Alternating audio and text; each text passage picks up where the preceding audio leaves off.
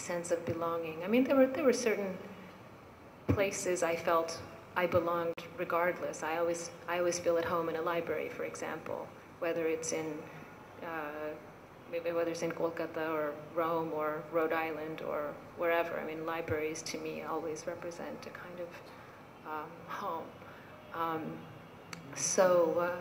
But I think as I got older, as I began writing, it bothered me less and less that I don't have any one country to call my own.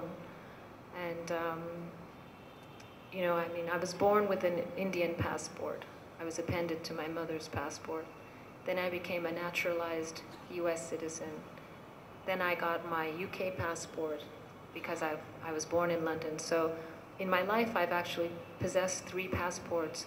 To be honest with you, none of them means anything to me. They just let me get on and off of the airplanes, you know, but I don't have it. Whereas when my parents became naturalized citizens, I mean, that was a very emotional moment for them. I know from my mother and from other people I know who renounced their citizenship in order to become the citizen of another country. It's a very profound moment of, and it implies implies a certain loss, you know. Yeah. But I know I don't feel that. I have a much more, a lighter connection in that sense to any one specific place. Well, you belong to the great republic of writers, which actually doesn't need a passport. Exactly. It's a very nice federation. Yes. Very liberal place. Just to take you up on something that you said, in fact, 2 points. First is a relatively simple one. Would you like to talk about the influences on your writing? Which writers, which thinkers influenced you? And related to that, and that's the more complicated question, when you say writing makes you feel more whole, would you elaborate on that? Take the first one. Okay, that's easier. Well, I started writing I started reading in English, and so naturally my influences, the vast majority of my influences, literary influences, are Anglophone writers, and those. I mean, I was a passionate reader as a child. I felt much more connected to literature than to actual social interaction. And I think in retrospect that makes sense. I mean, I would go to big parties with my parents where there would be lots of children, and I would just want to sit and read my book because I felt very nervous interacting with my peers. Maybe because of this anxiety I had about who I was or where I came from. I don't know what it was, but maybe it was just my personality. But whatever the case, you know, I felt that books were my companions. And the first friendships I formed were friendships formed around the idea of writing and reading together. So it was through books, again, that I began to slowly open up and form friendships.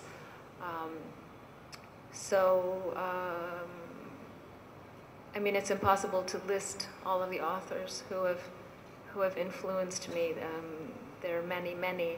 I can say, you know, for the lowland, one of the authors I feel heavily indebted to is Thomas Hardy, whose novels I deeply admire, and I read and reread a number of them during the period of working on this book to kind of get a sense of, I'm very much indebted to him in terms of how he represents, again, to go back to your, you know, earlier question about this idea of place and the absence of place and the coming and going and the idea of the return of the native, novels like that, in which landscape, place is so powerful and is in a way a character in the novel, and the way a place can shape characters' destinies in some way.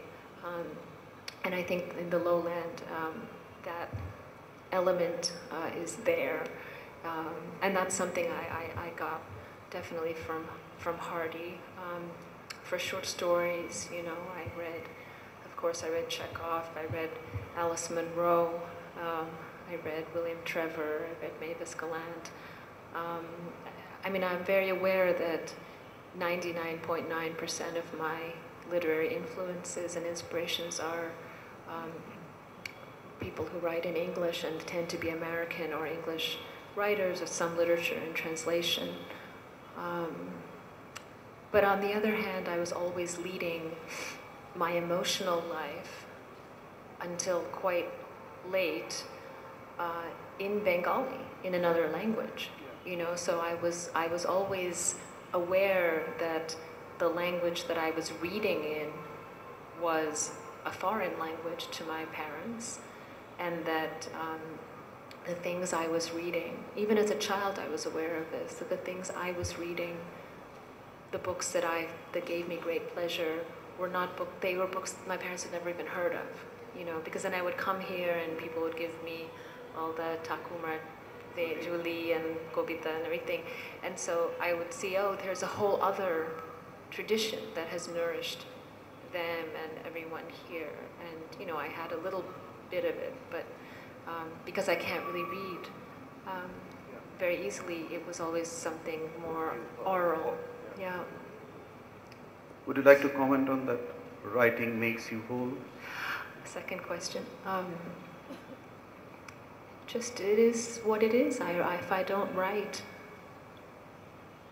I mean, I was a very confused person until I started writing. I mean, I'm still confused in some ways, but I'm less confused. And I think finding my calling in writing was extremely important to have found that when I found that, because I was searching until then. I was searching for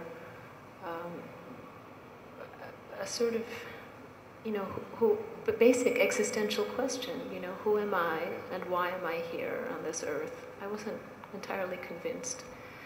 And I think even though one can still ask that question at any moment, remains a very valid question. But I think with writing, it has its place, you know.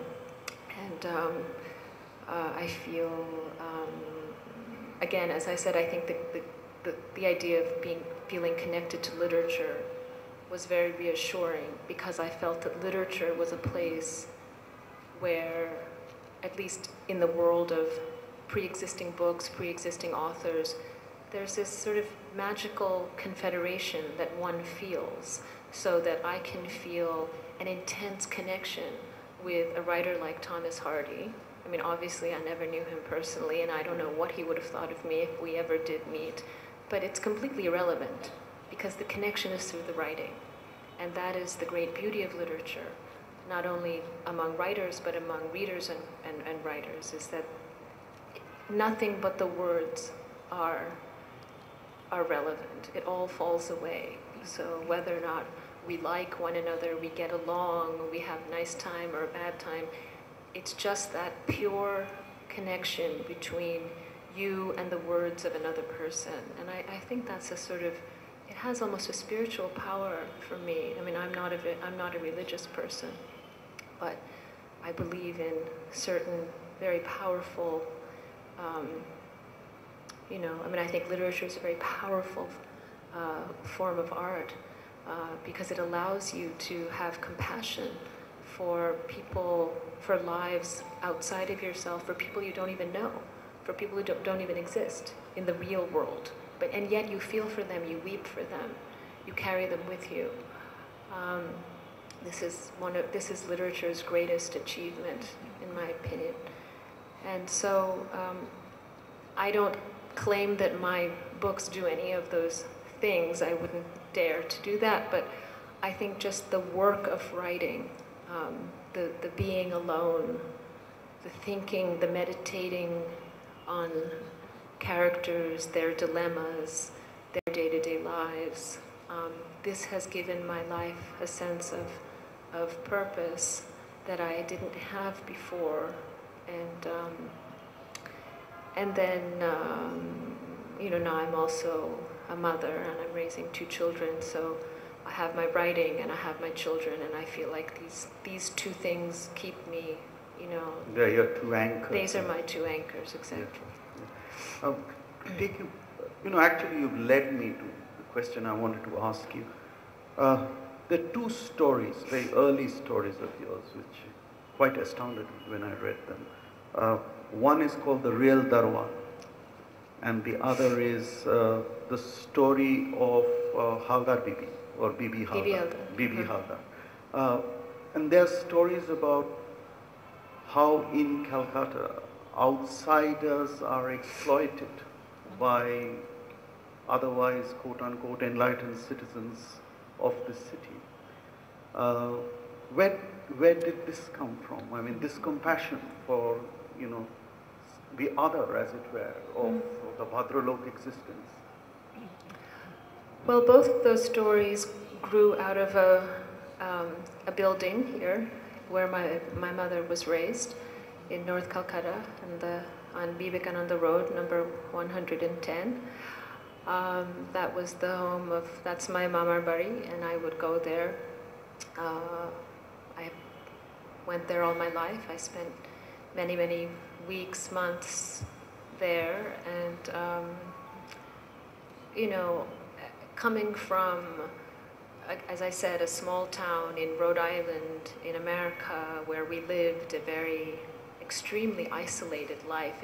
We had a house that is just the way many homes are in America. You have a house on a lawn and nobody else is really around, and you just go in the door and you shut the door and nobody's coming inside unless you invite them, So then to come from a house like that and to find myself in this very old, slightly decaying, flat building full of people living on top of one another, and not only the residents who live within the building, in the separate flats, but just observing day to day the life that flows in and out of the building. The people who are coming to sweep this, to take this out, to bring the coal, to bring the, just this constant flow that to me was,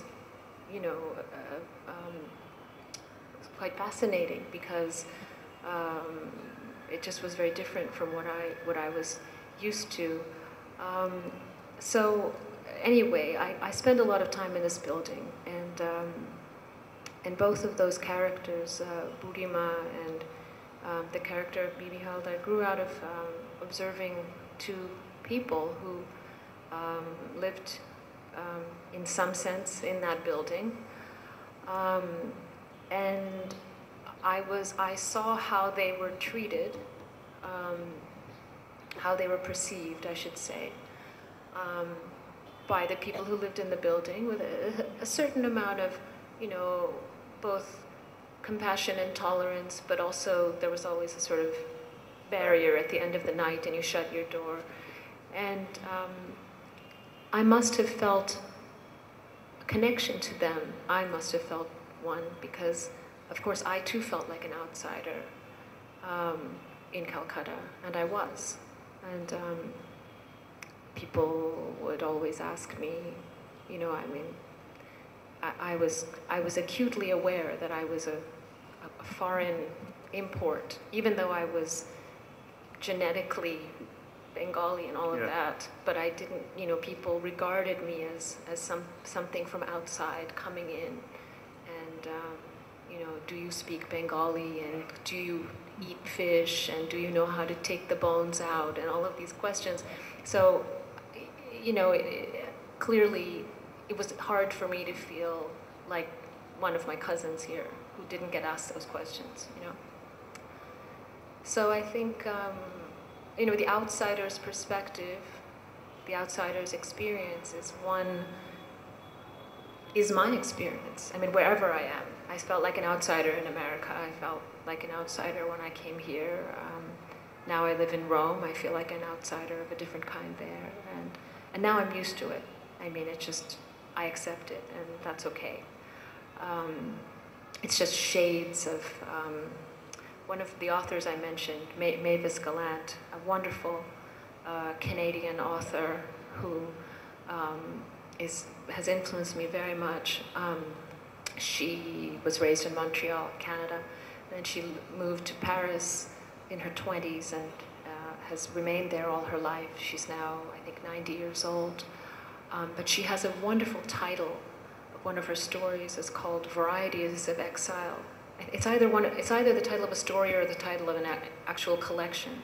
But that phrase, Varieties of Exile, that absolutely encapsulates, I feel, my experience of life on this earth. Where I go, there's some sort of wall, something to look over, the metaphor, if you will, with which the lowland begins, the idea of this club, this place that you can't go into, that's restricted.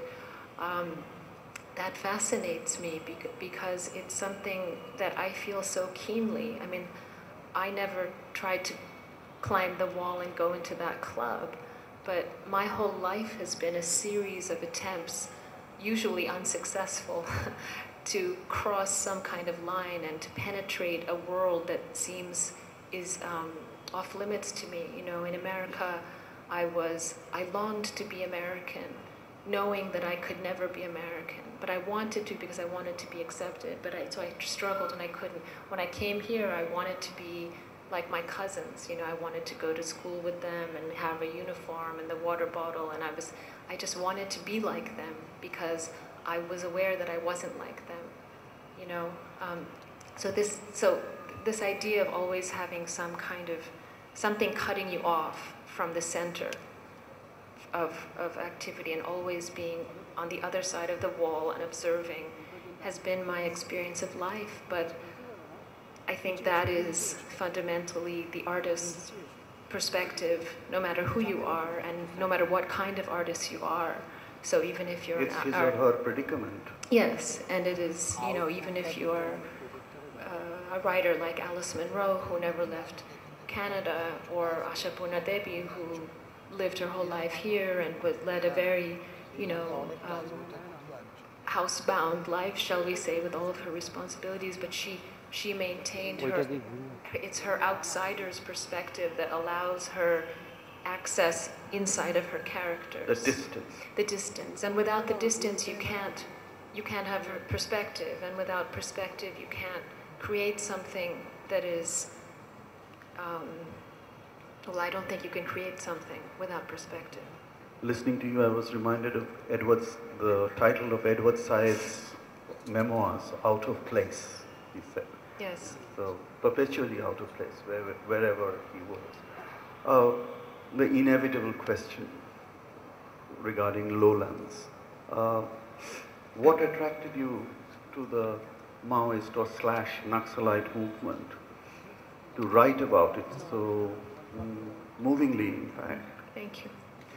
Well, I talked a little bit about this morning, but a bit in Bengali, so I think I'll probably be a little more articulate in English. But in any case, it had a very personal origin. This book, my father's side of the family is from Daliganj, and so as a result, in addition to spending a lot of time at 110 Vivekananda Road in the north, I would also spend a lot of time in Daliganj, in this house where my paternal grandparents lived. And at a certain point, I learned about an execution that had taken place during the crackdown in the early 70s, and it was something that had happened just a stone's throw from the house that that my father was raised in and that I had spent a lot of time in. And I was very haunted by this information. I was very troubled by it. I felt very, all but extremely, I felt extremely ignorant of the history and the reason for the violence, the counter-violence, the whole cycle that played out during those years. I was aware of Naxalbari in a very loose and vague way as a child, because during the years that the worst of the violence was happening here, I was quite young, but I remember my parents talking about it with their friends in America, trying to sort of piece together what was happening, because, I mean, it was not something that was really on the radar of the news, of the newspapers. You know, it was something very mysterious and seemed sort of very difficult to know exactly what was happening. But of course, it was happening in their cities, so they were very curious and concerned about what was going on. So I remember these conversations in my parents' home or in my parents' friends' home, and they would just be a lot of adults talking about something that I found unsettling somehow. And then, you know, as a teenager, at one point on one of my trips to Calcutta,